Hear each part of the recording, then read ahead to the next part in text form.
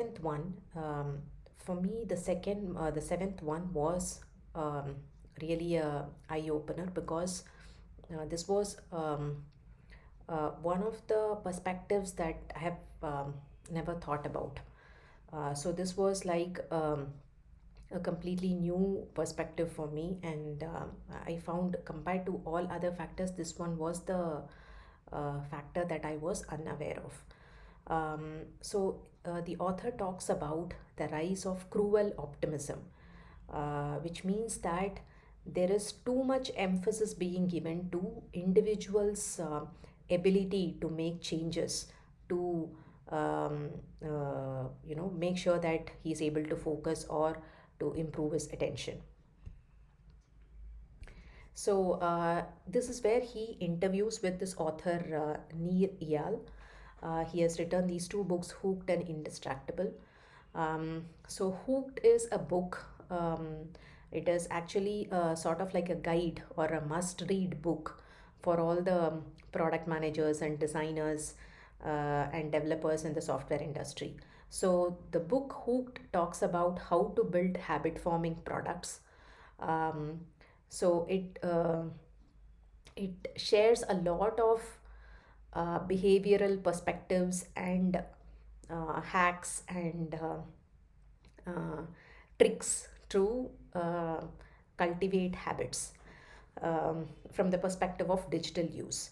This was his first book, and then he followed it up with his next book called Indistractable, where it is more about um, how to, whatever he has taught as a professional, from his personal life experiences, how to stay away from such distractions and how to become not affected by distractions. So it is quite contradictory if you see his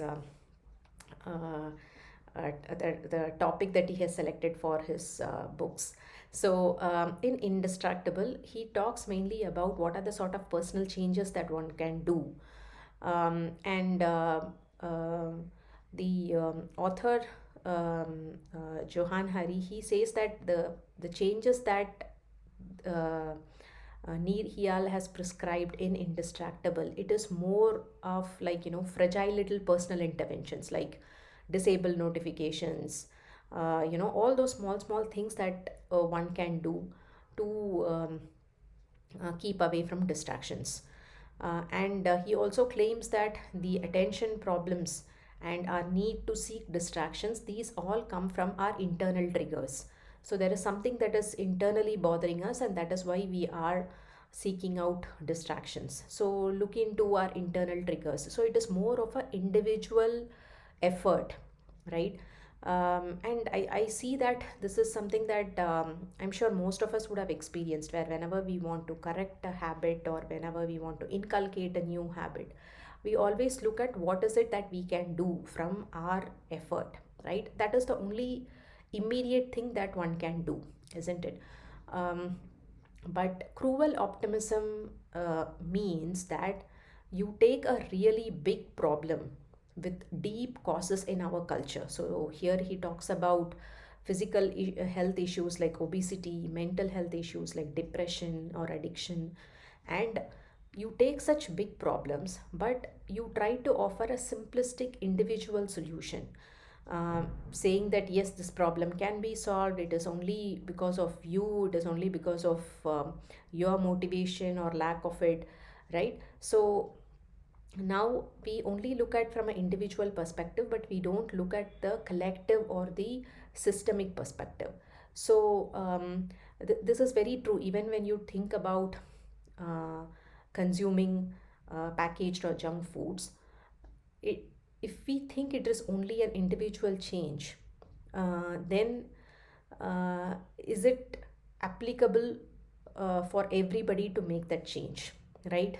This is something that we need to think deeper, and that is why I felt this topic of cruel optimism, it felt quite an eye-opening aspect for me. So when we are not able to make those changes, we end up blaming ourselves, right? We get into this victim blaming mode. We think that the problem isn't in the system, but the problem is in our own self.